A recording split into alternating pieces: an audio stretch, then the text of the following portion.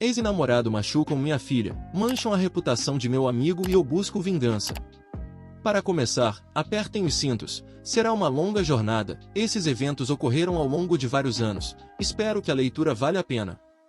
Vou começar com os atores principais. Eu, minha ex-mulher Pepper, alvo de vingança número 1. O namorado dela, Steve, alvo de vingança número 2. A ex-mulher do namorado, Maria, coparceira na vingança. Minha filha Sarah e meu amigo Jason, cúmplice na vingança. Com isso definido, vamos tirar um pouco da história de fundo do caminho. Então, Pepper e eu tivemos um casamento com muitos altos e baixos. Era um daqueles em que eu estava loucamente apaixonado por ela, mas, olhando para trás, acho que ela estava nisso mais pelo dinheiro e pela conveniência. Ela teve um filho que chamaremos de D, porque ele era e ainda um grande viciado, antes de nos casarmos, e eu também tive um filho, o nome não é importante, que ficou sob minha custódia total. Enquanto estávamos casados, tivemos a Sarah. Resisti ao casamento o máximo que pude, mas, por fim, não conseguimos nos manter juntos. Nós nos separamos, e devido ao fato de viajar um pouco a trabalho e ter a guarda do meu filho, eu me mudei de volta para minha cidade natal, a alguns estados de distância, para que meus pais pudessem me ajudar, mas mantive um apartamento na cidade em que Pepper e Sarah moravam para que eu ainda pudesse passar o máximo de tempo possível com minha filha. Nessa época, pedi ao meu melhor amigo Jason, que é advogado e tem seu próprio escritório, que fizesse um acordo de pensão alimentícia para nós. É muito importante observar que só tratamos de pensão alimentícia, não havia nada sobre custódia, visitação ou qualquer outra coisa. Então, por cerca de um ano, era assim que as coisas funcionavam. Eu passava um mês com Sarah enquanto meus pais cuidavam do meu outro filho e depois eu passava um mês com meu filho. Quase exatamente um ano depois, eu não tinha mais condições de manter duas casas e Pepper estava querendo se mudar de volta para sua cidade natal, que ficava em outro estado, mas mais perto de onde eu morava, então desisti do apartamento e ela se mudou. A nova situação continuou por mais alguns anos. Pepper e eu continuamos amigos e até tentamos reconciliar o relacionamento algumas vezes, mas não deu certo. Eu ainda estava profundamente apaixonado por ela, mas não conseguíamos chegar a um acordo sobre coisas como onde morar e coisas do gênero. Eu me forcei a tentar seguir em frente e comecei a namorar. Ela estava namorando basicamente desde o dia em que saí de casa. Embora eu ainda a amasse, nosso relacionamento passou a ser mais de bons amigos do que de marido e mulher. Então, ela finalmente conheceu Steve. Nunca me falaram muito sobre Steve, a não ser que ele era um hacker ético certificado e era isso que ele fazia para trabalhar, importante mais tarde. Enquanto eles estavam namorando, ela me enviava mensagens de texto sobre seus encontros. Ela até me enviou uma mensagem no dia em que eles fizeram sexo pela primeira vez. Isso me machucou muito e, olhando para trás, acho que era isso que ela queria, mas tentei fazer o papel de bom amigo e confidente. Steve e Pepper estavam namorando há 6 meses quando, do nada, ela me disse que eles tinham terminado e percebeu que estava loucamente apaixonada por mim. Como estamos no início do verão, ela faz algumas malas e vai para o meu estado. Eles iriam passar o verão comigo e ver se gostariam ou não. Tivemos um verão incrível. Todas as crianças estão se dando bem, Dee até gostou de estar aqui, então ela oficializou que estamos juntos novamente e eles estão se mudando para cá. Fizemos a matrícula da minha filha na escola e até conseguimos colocá-la em uma equipe de líderes de torcida para o verão. Ela fez vários amigos e estava adorando estar aqui. Só havia um problema, Pepper ainda tinha um apartamento com todos os seus móveis e outras coisas. Eu me ofereci para ir até lá com meu caminhão e ajudar a carregar tudo, mas ela insistiu que ela e Dee poderiam fazer isso. Então, eles saíram para fazer as malas e seguir para sua nova casa. Como você pode imaginar, as coisas não saíram como planejado. Ela ficou em casa por cerca de 3 dias quando me informou que não se mudaria em hipótese alguma e que ela e Steve estavam apaixonados e iriam morar juntos. Dizer que fiquei arrasado é um eufemismo. Eu não consegui entender por que ela havia feito isso. A pior parte foi que ela deixou para mim a tarefa de dar a má notícia a Sarah. Quando contei a ela, o olhar devastado em seu rosto começou a transformar meus sentimentos de mágoa em sentimentos de raiva. Então, Sarah se desmanchou e começou a implorar para ficar comigo e começou a contar tudo. Ela me contou coisas sobre como sua mãe saía com Steve por dias e deixava Dee no comando. Ela teve de aprender a cozinhar sozinha aos 8 anos porque Dee gastava o dinheiro em drogas e passava o tempo todo dopado. Se D não fosse deixado no comando, Pepper usava sua sobrinha, várias vezes condenada por crimes, para cuidar dela.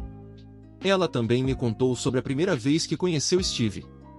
Ele foi até a casa deles, basicamente disse olá, e ele e a mãe dela desapareceram no quarto e começaram a fazer sexo em voz alta. Sarah estava do lado de fora da porta gritando e eles simplesmente ignoraram e continuaram.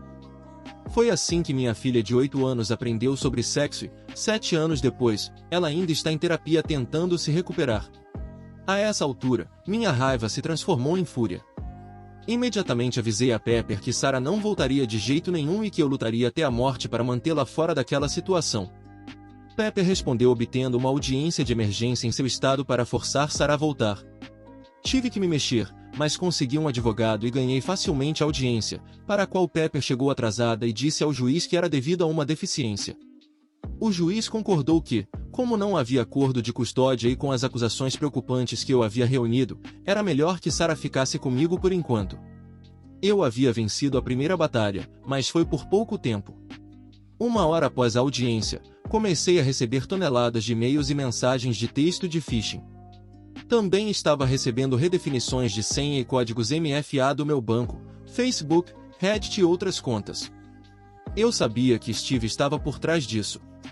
No dia seguinte, Jason ligou. O site, o e-mail e a conta telefônica de seu escritório de advocacia haviam sido invadidos. Como ele teve que revelar a invasão ao tribunal e porque estava trabalhando em um caso de perfil semi-importante na época, o FBI se envolveu. Dizer que eu estava furioso era um eufemismo. Essas duas pessoas haviam me destruído, prejudicado minha filha e manchado a reputação de meu amigo de longa data. Era hora de eles pagarem e pagarem caro. Eu era um homem em uma missão. Passei horas desenterrando o máximo de sujeira que pude sobre Steven e Pepper. Tive muita sorte com Pepper. Encontrei postagens nas mídias sociais em que ela aparecia bebendo até tarde, o que se correlacionava com atrasos e dias perdidos de Sarah na escola. Encontrei toneladas de fotos dela e de duas crianças estranhas fazendo atividades divertidas. Encontrei vizinhos que estavam dispostos a testemunhar que Sarah tinha de vir implorar por comida porque era deixada com a dorga ou com um criminoso. Eu sabia que poderia enterrá-la. Steve, por outro lado, tinha todas as suas contas bloqueadas.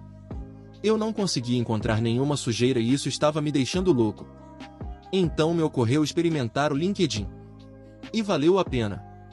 Não havia muita coisa postada, mas, por meio da conta dele, encontrei a conta de Maria, sua ex-mulher. Entrei em contato com ela e ela aceitou de bom grado. Maria e eu nos tornamos amigos rapidamente. Ela odiava Pepper, por um bom motivo, pois ambos haviam abandonado seus filhos, como minha filha, e não a queria perto de seus filhos. Eu aprendi muito. Para resumir, Maria e Steve haviam se divorciado recentemente. Como parte do acordo de custódia, Steve ficou com a casa, o carro, a conta bancária, as economias e uma pensão alimentícia mais baixa do que o normal. Maria havia trocado todo esse dinheiro para ter o controle das crianças. Ela sabia que ele era um canalha e só se preocupava em manter seus filhos em segurança. Eles tinham um acordo de custódia bem detalhado com regras que Steve deveria seguir. Como parte desse acordo, se Steve violasse alguma regra, ele teria de pagar e pagar caro. Ele tinha que vender a casa e dar a ela metade de tudo.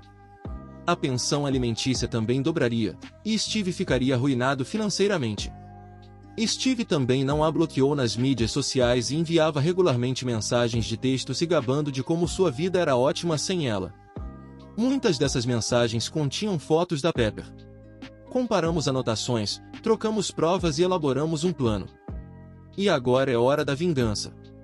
Primeiro, conversei com Jason e ele informou ao investigador do FBI que eu também havia sofrido algumas tentativas de invasão e que acreditávamos ser a mesma pessoa. O investigador ligou rapidamente. Eu lhe dei todas as informações que tinha e quem eu acreditava que estava fazendo isso, e ele fez uma pergunta estranha. Eu sabia onde Steve trabalhava? Bem, sim, eu sabia, graças a Maria. Então, aparentemente, Steve não era um hacker tão bom quanto ele pensava que era. Eles já haviam rastreado o hack do Jason até uma empresa. A mesma empresa para a qual Steve trabalhava. Assim que terminei minha conversa com o FBI, liguei para o trabalho dele para fazer uma reclamação. Disse ao gerente que alguém estava tentando me hackear e que eu tinha certeza de que era Steve. É claro que eles não levaram isso muito a sério porque eu não tinha provas. O que eles não sabiam é que logo receberiam a visita de um agente especial. A semana seguinte foi um inferno absoluto para Steve e Pepper. Pepper recebeu os papéis do divórcio e seu advogado recebeu todas as provas que eu havia reunido. Meu advogado disse que era a investigação mais completa que ele já tinha visto. Eu tinha todos os 40 atrasos e 19 faltas relacionados a noites de bebedeira com Steve. Eu tinha provas concretas de que eles abandonavam minha filha por dias seguidos. Maria até me deu uma foto tirada às 2 da manhã da noite anterior à audiência de emergência com Steve e Pepper bebendo em um estúdio de tatuagem. Na mesma audiência, ela se atrasou e disse que era devido a uma deficiência. Steve foi notificado de que havia violado todo o acordo de custódia. Maria tinha fotos minhas que provavam que ele estava com Pepper nas noites em que as crianças estavam com ele, e que elas ficavam sozinhas. Ela também tinha provas de que havia contato com Pepper que violava o acordo de custódia. Foi incrível assistir às consequências. Steve foi demitido, pois entre a minha reclamação, outra reclamação mais antiga de que ele estava hackeando e o FBI aparecendo, eles não tiveram escolha a não ser demiti-lo.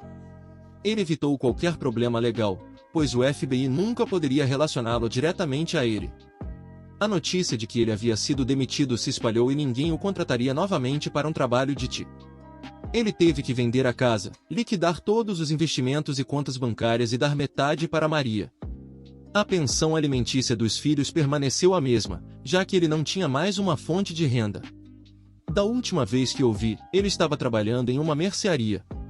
Portanto, no total, sua renda passou de mais de 200 mil por ano para menos de 40 mil.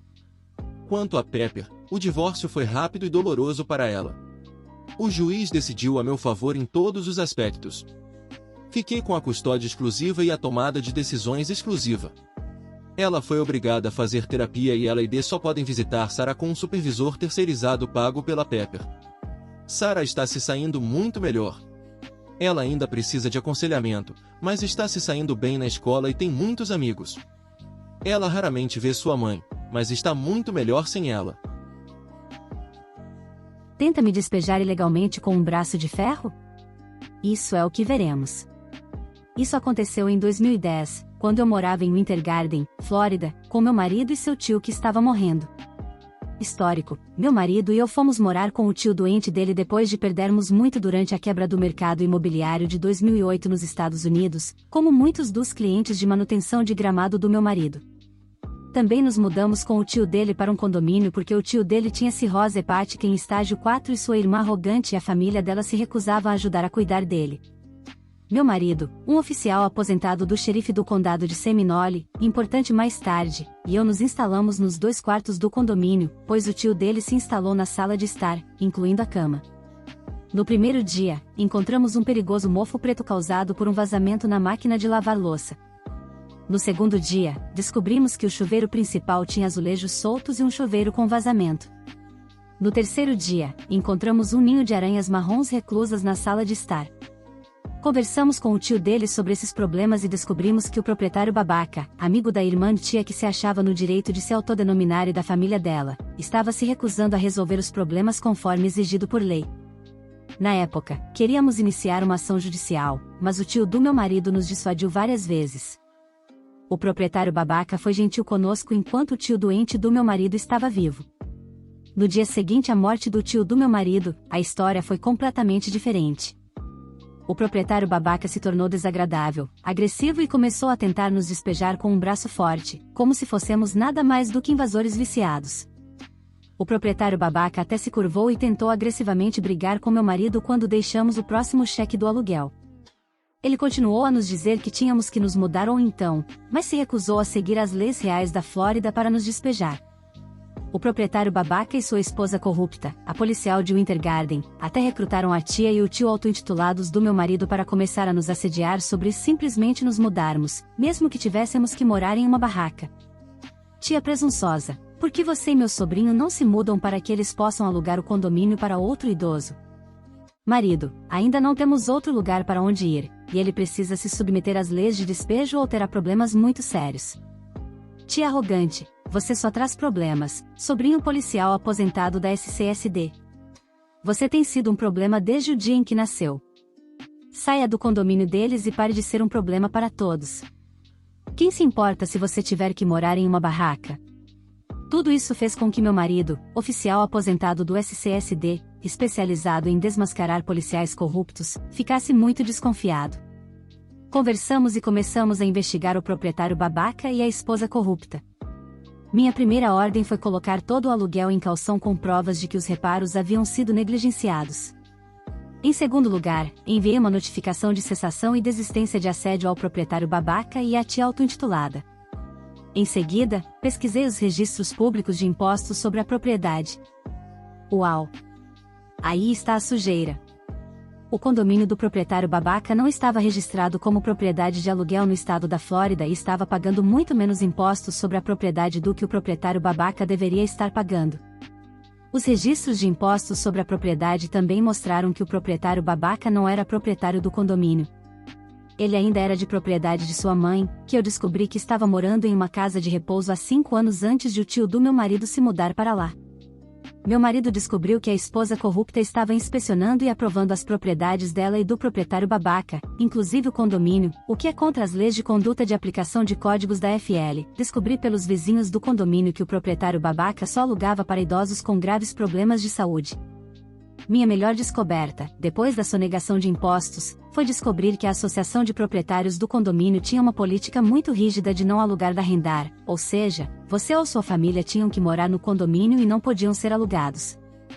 A vingança. Agora que tínhamos todas as nossas provas, meu marido e eu começamos a derrubar todas as peças de dominó do proprietário babaca. Meu marido foi registrar uma queixa no departamento de polícia de Winter Garden sobre a esposa corrupta do Code Enforcement e suas inspeções perjurosas nas propriedades de sua família. Meu marido tem um histórico brilhante no condado de Seminole e no FDLE por ter efetuado mais de 200 prisões limpas e derrubado quase 60 funcionários públicos corruptos, incluindo serviços de proteção à criança no início dos anos 2000. Esse histórico ajudou a pressionar a WGPD a abrir uma investigação sobre a esposa corrupta. Eles descobriram que ela não só havia fraudado inspeções nas propriedades de sua família, mas também nas propriedades da tia e do tio do meu marido. Isso fez com que a esposa corrupta do agente de fiscalização fosse demitida, tivesse sua licença de agente de fiscalização estadual cassada e fosse condenada por vários crimes. Enviei todas as evidências de fraude no imposto predial para a Divisão de Impostos Prediais da Flórida. Isso fez com que o estado investigasse o proprietário babaca. O estado descobriu que ele não só cometeu fraude no imposto predial sobre o condomínio, mas também sobre uma propriedade que estava alugando para seu filho e para o filho de sua tia, além de fraude no imposto comercial e no imposto de renda. Tanto o filho do proprietário babaca quanto o filho da tia com direito próprio também foram presos por posse de narcóticos ilegais com intenção de venda quando os investigadores foram até a casa alugada em que moravam. Eu nunca esperei que tanta fraude fosse encontrada em tudo isso, mas fico feliz que tenha acontecido.